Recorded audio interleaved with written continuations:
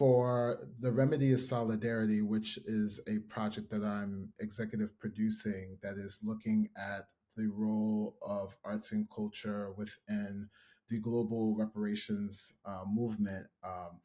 I really wanted to be able to utilize the format of multimedia anthologies through a volume of zines, um, photo essays, also audiovisual testimonies, as well as exhibitions, public installations, and programming through activations to bring creatives, cultural barriers, if you will, artists together in a discussion about what can become possible when we achieve reparations.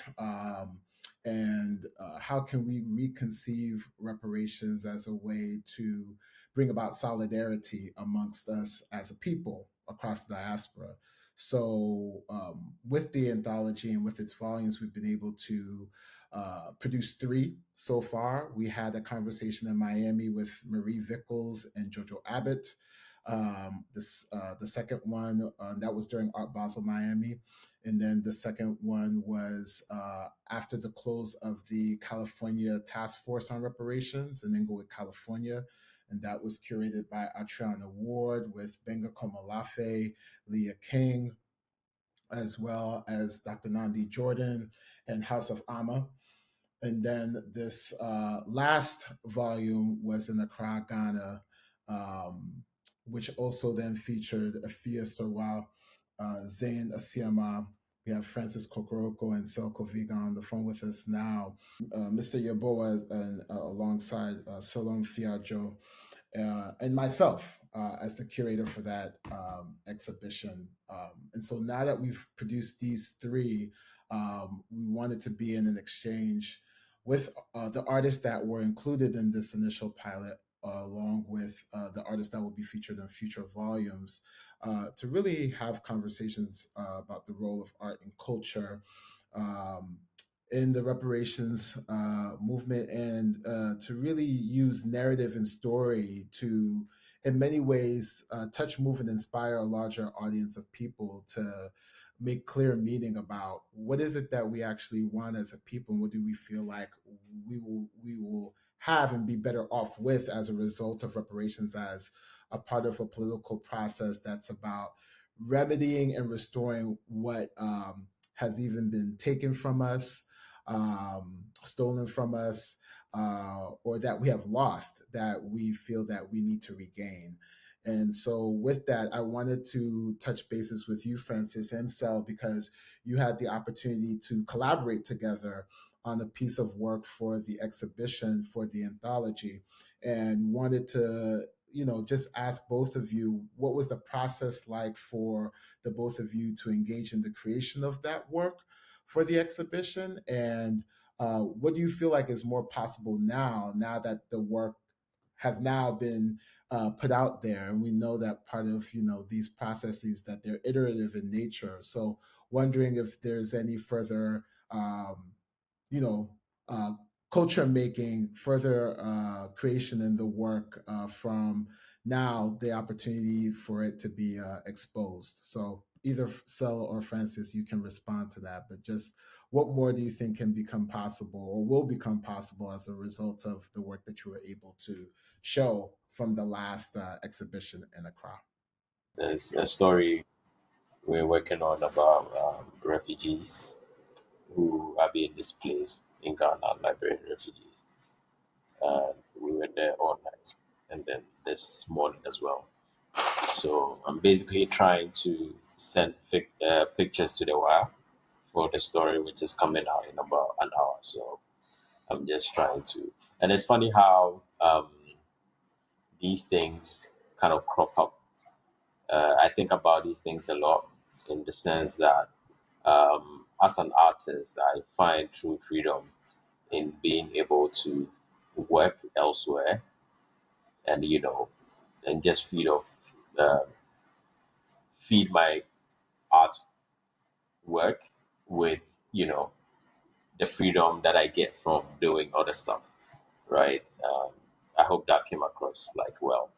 Um, especially for the exhibition, the opening, I found myself working, so I wasn't able to attend, and I'm not mad at that because that's the realities of, or I think it captures the realities of what it means to be an artist in Accra or in Ghana, you know. So basically, I work as a photojournalist, but I'm definitely consumed by creativity. And for me, art is life, art is an outlet. And I try not to get it contaminated with all the noise, because it's very personal.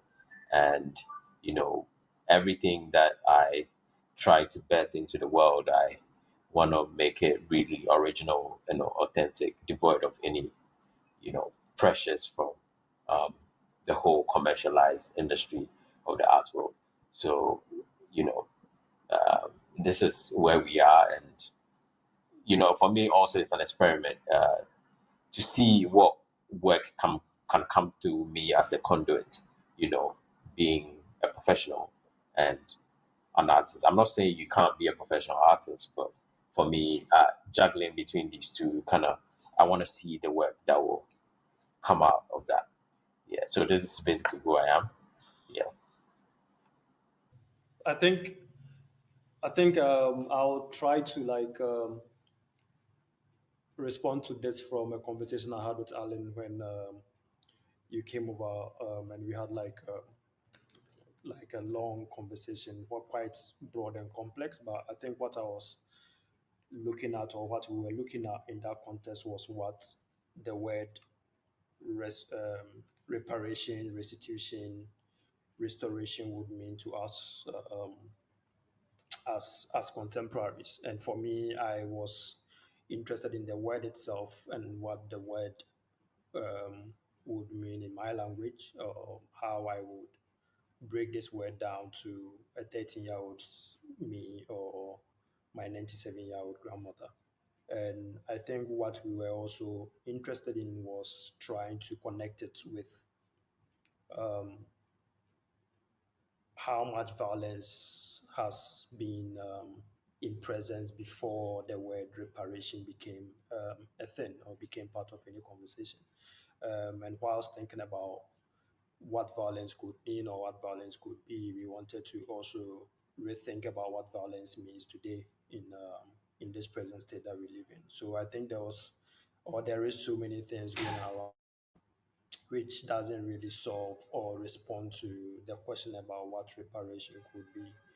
And I think it was rightfully so. It was the right time for us to sort of look at what this word would mean to us as artists. So moving forward, we are still sort of engaging with this narrative, and then looking at how through a multi-sided and multi-narrative perspective, we can keep responding to this broad and complex conversation that, in one way or the other, introduces us to a new relationship, a new diasporic relationship between people here and people who are finding a place to belong or finding a place to respond, engage, and find meaning to all of these things. So I guess for me, it's a constant exploration, and then this constant exploration definitely allows us or gives us room to think about so many different ways to engage with this conversation as we move forward. Sil and I think we're still super pumped about um, what is yet to come with our collaboration. And I think there's so much we can explore as artists and also as neighbors. So we really keen on um, future collaborations. Also, especially for the kind of socializations we had growing up. There's this sense of personal connection with the kind of work we want to produce, and just releasing that into the world, releasing these energies into the world for future generations to reference. So I think there's a kind of spiritual, you know, um, convergence, if you should ask me, about the kind of things we want to do. And I mean, we really don't pressure ourselves. It's always interesting when we come together to talk about ideas because for me personally, it reminds me of how we used to sit as friends. At that time, growing up, there wasn't any social media. Your parents will go to work, so it was just left with you and your friends, right? And you talk about things you want to do, you plan, and stuff like that without any, um, pressure to deliver it to perfection or whatever. The fact that you plan something and you've done it and it's out in the world for people to access, I think it brings that kind of nostalgia back to me. But over the weeks, over the days that we've been um, thinking about work and our collaboration, I think one thing that stands out for me is concept of time. Because time is what we are working with and we are moving through, but and it's such an expensive commodity that both of us try to, you know, and maybe I'm not trying to digress, but it's such a real commodity, if that is the word. So maybe that will be the next thing we'll decide to look at, the concept of time and how it kind of limits or propels us to things that need to be done and creative ideas that need to be built. So yeah, so much to do, and the energy is really nice right now. We're really pumped. We can't wait to together again and do something, you know. Also, like the way we think about work really is about how we are feeling in the moment, what is happening around us, and how we can respond to it. So the idea that we are not also tied to a particular medium. I mean, if we are creatives, like what are we feeling? What are we thinking? Let's do it. So that kind of energy really or vibration really helps us, to create stuff that we feel the world needs at any point in time. And there's no pressure to do the same thing or go back to what we are known for or stuff like that. It's always fresh, and we like to keep it fresh. Yeah, I appreciate that, and thank you, Sel, for like lifting up the conversation that we had, and Francis, you even bringing back this piece around time, because it's been a constant reminder for just for me as we're having this conversation about the role of artists in reparations, how we in our own practice can be um, finding liberatory ways to heal from the violence that even within your piece that you're reprising, right? And in the spirit of Anansi the Spider, which was part of one of the main curatorial themes in the show, I feel like both of you beautifully were able to like find ways to create these depictions that flip things on its head. The fact that there was a time loop with the short, video piece, and then you had the photos, and there's just a multitude of different vehicles in which both of you and your collaborations are able to express yourselves. And then also, none of us can anticipate the ways that we're going to receive it, but yet you're just like, here it is, it's out there for people to receive it the way that they're going to receive it. Even given the intentions that you've set forth for what you've been able to display in terms of the work. And so, with that, I wanted to come to you, April, knowing that obviously there's a previous volume of work, and now you're getting to meet two of the artists in that volume. What are your hopes or even hesitations coming into this next volume in Santa Monica? What are some hopes and hesitations that you may have? And maybe even some gleanings just in listening to what Francis and Sel have been able to share thus far. Well, thank you for inviting me, and I'm happy to meet you all, even though it's through these boxes on our screens. It's the technology we are in these days. And man, has it come a long way since my first visit to Ghana, which was in 2004, where there was like a flip phone at best, and even really connect. It was like go find an internet cafe somewhere. So it's like we've come a long way, and I'm happy that we're um, able to connect across the miles, even when we can't be in the same place. I'm based in Los Angeles. I grew up on the East Coast, and so again, I also appreciate this project being extended to the West Coast, because I feel like a lot of engagement that happens with the U.S. is like East Coast to West Africa, and rarely is the West Coast of the United States in conversation or connection. So I really appreciate that. I do a lot of public artwork around a variety of issues, but mostly around Black folks and their connection to history, the land, and to memory and culture, but really bringing people together in physical spaces to um, tell their stories, to celebrate places, and then also creating artwork that commemorates their stories. This concept of time that we all feel ourselves so trapped by is definitely something I'm exploring and considering in my work. I see its direct relationship to labor and then therefore to leisure, which is precisely why this beach club had so much resistance, because people of color, Black people in particular, should not have leisure. Their purpose is labor here in the United States. And so that's why so many of these spaces along beachfront properties across the whole country, not just in California, have had so much violence enacted upon them, because it's like the feeling of a Black body at rest is so threatening.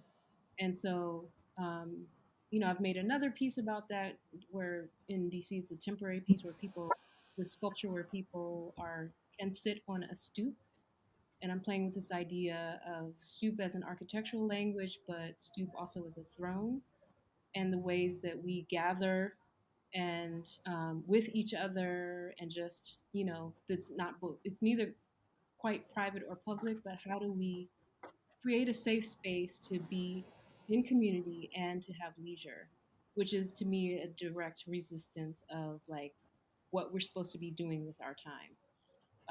And so one of the ideas for a protest at the Ebony Beach Club is to line the sidewalk, at the distance of what is allowed for protest in the United States, with beach chairs, and just have it filled with Black bodies, um, lounging as they would have been if this were the Ebony Beach Club, lounging as they had been at the beach, which was like 1.5 blocks away when it was a segregated beach. So connecting like history with a present, and a future that was intended in a physical way that allows anyone to be involved, whether they're an artist or not. I feel like everyone can access these ideas through art, and that's why art is so important. It allows people to have a medium to express themselves, to tell their stories. We know that the emotional expression is what connects people. It's what creates empathy. Storytelling creates empathy. It's why film is so effective. And so the idea is to, yeah, like embody this leisure and this space of joy and relaxation, but as a protest in a space that's highly contested right now. You made the connection that I was hoping that you would make as I was making that transition, because I know a lot of the conversations I've had with Sel and Francis is about just time bounded projects, as a very anti colonial, anti-capitalist way of this piece that both of them have just named around the commodification of time, right? And because the relationship to Black bodies has been around labor from Jamestown, Virginia to Jamestown, Accra, um, it's beautiful that in 2024 we as Black creatives are having conversations about what does it mean to really treat art as life, and for us to embody ways that we can reclaim that through leisure and ways of playing through the art, you know,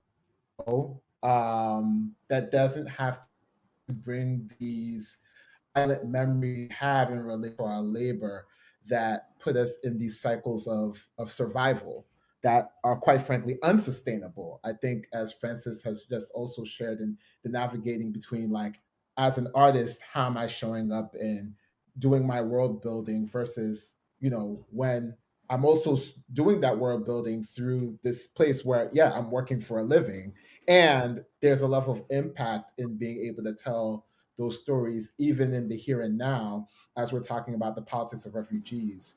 So I feel like I just want to jump into just like maybe using the last 15 minutes for just questions and question and answer for each other, based on what you've heard from each other. And now that there is going to be a continuing iteration of body of work, from the collaboration on Cell and Francis's end, and for April, for you, that you're going to be embarking on in an iteration on your end too, right? Because you started in 2019, and now here you are in 2024, now doing something else with the work that continues. I wonder what questions you may be able to glean from each other that you may want to learn from each other at this moment. So I just wanted to open up space for that. Super excited about the work you're doing, and to think about leisure and labor, like, is so profound. Yeah. You know, realize that, like, experiencing real trauma with regards to that, because, like, the black body has been made to feel that leisure is synonymous to laziness, and for us to be great, we need to beat ourselves to, this, and it's such a mixture of everything that so leisure is never a part of it. So, like, I'm super excited about um with the work that you're doing, and it takes me to, like, even hip hop videos, right? Uh, it employs a lot of, like, black men having fun, being leisurely, but then again, it's looked upon as something, you know, um, if lower is the word, we look down upon that. So I think it's important work that you're doing, and I just wanted to comment. It's really taking me to another place just by hearing this. Yeah. I was reading an essay earlier on by an artist called Kalegia Mallory, and it was about fine art as capitalism. And when you Mm. mentioned labor and leisure and time, I So was share like that. reflecting back to. Yeah, yeah, I was send it to you. I was send, it's really like the title is what is the value of art, and then she just really like does a very good work with like two three paragraphs where she breaks it down, and then talks about sincerity. She comments or talks about sincerity in the way as the. I remember when we were talking about our collaboration, I mentioned vulnerability. She talks about these two things as a response to um, or as a form of responding to capitalism in a way that can resist and break it down into different forms. And it's very interesting how you mentioned land, and it's it's almost like the work that we are interested in or we want to do is inhabited in the land within which we find ourselves. And it's the land that all the violence or the resistance or the labor or the leisure that we are trying to understand as Black people um, is all conflicted within one system. So I think it's very interesting how we sort of have like some kind of interconnection with what we are all interested in. So it's exciting, and I'm looking forward to how all these things are going to develop into something interesting. Yeah. A couple of things I'll say. One is in 2021 was the last time I was in Accra, and I came to learn to surf because I live in California where surf culture is big. I learned in Buswa or Busia, am I saying that right? In the Ahanta Lucia, retreat. yeah. And Busia, okay. And it was important for me to learn in Ghana. Just like spiritually, it just felt like the right place to kind of start my surfing journey. And it also, I wasn't quite sure yet how it all connected to like the work that I'm doing here in California, but I felt like I just needed to be there to experience this, to kind of reclaim, like as a Black American, the memory of Ghana and of the west coast of Africa as like this departure point where um, you know our families were fractured, and so it felt like also a spiritual way to reconnect, to create a different connection to Ghana. I also will say this other thing, which I feel like is happening kind of in the real world right now, is I've had this recurring dream. I grew up in Virginia, not in Jamestown, but not far. And I had this recurring dream about I'm at just a regular supermarket, grocery store, and walk out into the parking lot, and suddenly there's a bridge over the Atlantic that takes me to Ghana. And I've had that dream more than once. And I haven't ever really tried to like what is it, like decipher what the dream means, but it always has felt like a calling or a pull. And so I just feel like this moment is kind of like that bridge, in the real world, not necessarily a physical bridge, but like the ideas that we can share, through this process and making that connection. And so that feels really special and right on time. And I'm looking forward to just seeing where any collaborations can go. I always say I will be back in Ghana. It's so much easier to come now, this in 2021 than it was in 2004. I noticed in where I was, actually, I stayed at a there's an artist two artists here in Los Angeles who have property, beachfront property, and I stayed at their place. It's kind of like an eco house, you know, very simple and modest, but right on the water where there's very little development around. But a lot of the other properties there were owned by Europeans who had tried and seemed to have failed, and I don't know if it was just the pandemic, to create hotels or places for people to come and stay, and that there was starting to be this battle over people who lived in the village across the road to get to the ocean, like trying to privatize access to the ocean, and which just seems absurd to me. Anywhere in the world that you can say that water is private, or that you own it, or you own the piece of land to that. So I saw a direct relationship between what has already happened here in the United States, and I was just curious, like in Accra, or the beach areas in Accra, is this also happening, and like how are people navigating it? When it comes to land, and I think Alan may have some other stories per his Kokobite, adventures. Um, there's I think naturally we have our own cultural associations with land acquisition and its activation. But then again, there's this whole capitalist incentive that is being pushed on us. So there's a lot of hoarding with hopes that this new gold will become something of thing, but it's not really, you know. Um, I was in some cocoa farms, not Western North, and the concept of land and how miners come in to you know dig the land and abandon the land, pay the farmers to own the land for a couple of months. After they dig out the resource, they leave it, bleeding, and the landowner will have to come back and bring it back to life or not if they can afford it. So land as a concept is, people are left with family land so that they can not sell the land, but you know use it for farming, use it for other activities so that the next generation, so you own the land not because like you can build a building on it, but you can use it for something. You can farm, to simply put, to sustain and leave it for the next generation and the next generation. So it was quite a healthier way. So I think there's a lot to explore, looking at ownership and activation. It's not just the owning bit, but how do we activate such a resource, you know? The reason why I came in 2004 was because I was doing work about chocolate and cacao farms.